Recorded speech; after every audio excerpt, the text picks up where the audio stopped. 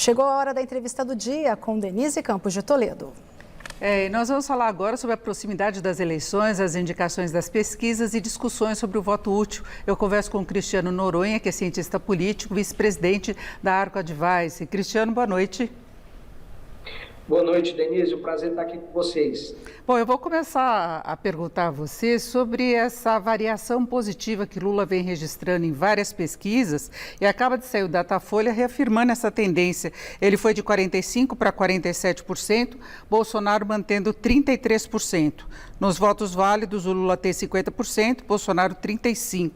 Né? Então, tem essa discussão toda sobre o primeiro turno, inclusive Lula e apoiadores estão aproveitando para tentar puxar votos, para tentar vencer no primeiro turno, mas eu queria saber, na sua visão, o que pode ter levado a essa variação positiva de Lula? Denise, a onda de apoio que o ex-presidente Lula está recebendo de várias correntes, né? A gente viu, por exemplo, uma aproximação que houve entre o ex-presidente Lula e Marina Silva. O ex-presidente Lula conseguiu reunir vários ex-candidatos à presidência da República, entre eles Henrique Meirelles, que concorreu também à presidência da República, foi presidente do Banco Central na gestão do ex-presidente Lula e também ministro da Fazenda no governo do ex-presidente Michel Temer. Então, essa onda de apoios que o ex-presidente Lula está recebendo, isso tem impulsionado essa votação, tem aumentado aí esses índices de intenção de voto. Agora, aqui a gente trabalha, que é óbvio que existe uma possibilidade da eleição ser decidida no primeiro turno, mas a gente trabalha com um cenário que muito provavelmente essa eleição vai ser decidida em 2 turnos. Existe uma questão fundamental aí, que em primeiro lugar, a resistência do ex-ministro Ciro Gomes e também de Simone Tebet, de preservar um percentual interessante de intenção de voto, e também saber como é que vai ser o nível de abstenção, de votos brancos e votos nulos, que isso, de certa forma, acaba aumentando, né, o percentual de voto válido dos candidatos. Agora nós tivemos nos últimos dias mesmo, de ontem para hoje inclusive, algumas declarações de voto em Lula que chamaram a atenção, né? Ciro Gomes foi para uma ofensiva contra essa campanha toda de voto útil, então talvez as próximas pesquisas possam detectar algum movimento. Agora, se esperava, por exemplo, que mobilizações do presidente Bolsonaro, como no 7 de setembro, pudessem ter uma influência positiva na intenção de voto dele. Houve até a reação de outros partidos contra a exibição dessas imagens, né, de 7 de setembro, e há um questionamento muito grande em relação às próprias pesquisas, justamente por essa capacidade de o presidente levar as pessoas às ruas. Essa mobilização que ocorre em cada local que ele vai, ocorreu inclusive no exterior, não é? E isso acaba distorcendo um pouco a avaliação que se faz das pesquisas, não é?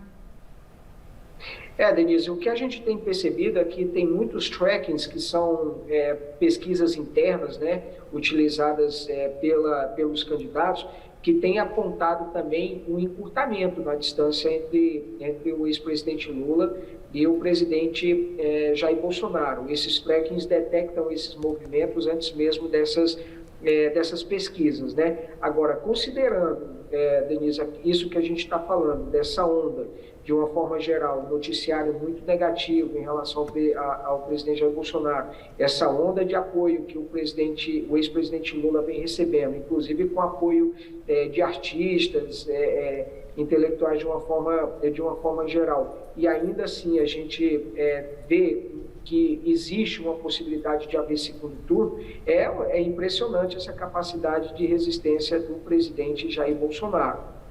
Agora, Cristiano, havendo um segundo turno, é uma nova eleição, você vê uma continuidade desse processo que a gente tem visto? Porque as mesmas pesquisas mostram, pelo menos uma boa parte delas, uma diferença maior entre Lula e Bolsonaro no segundo turno. Denise, o que a gente precisa aguardar para ver a primeira coisa, qual é que vai ser de fato essa vantagem, essa distância entre Lula e Bolsonaro. Para mim, se essa distância ela for superior a 10%, é um desafio relativamente grande para o presidente Jair Bolsonaro reverter isso.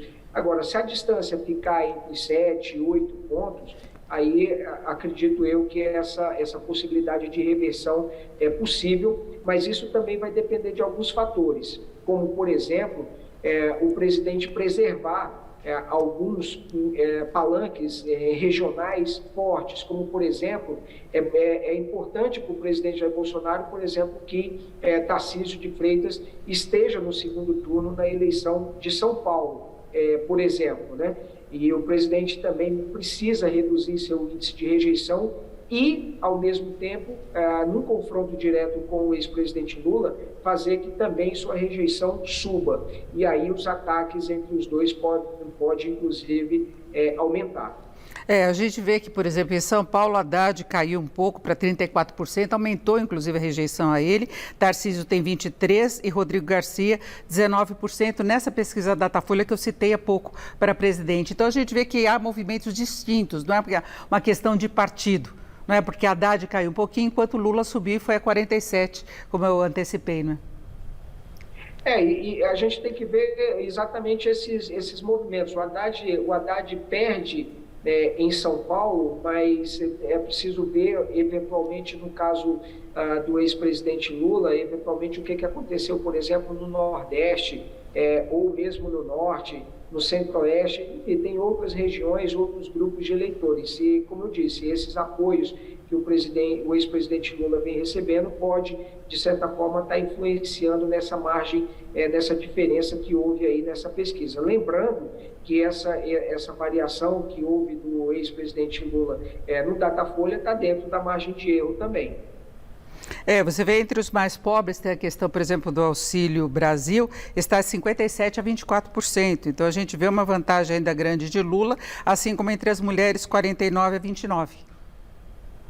É exatamente isso, Denise. O presidente Jair Bolsonaro, ele precisa, no segundo turno, ainda que reduza um pouco essa diferença, mas focar também nesses grupos onde o ex-presidente Lula tem uma vantagem maior, que é justamente nos jovens, na população de baixa renda e junto às mulheres. Então, é fundamental, ainda que ele não consiga tirar toda essa diferença, mas pelo menos reduzir isso um pouco no eventual segundo turno.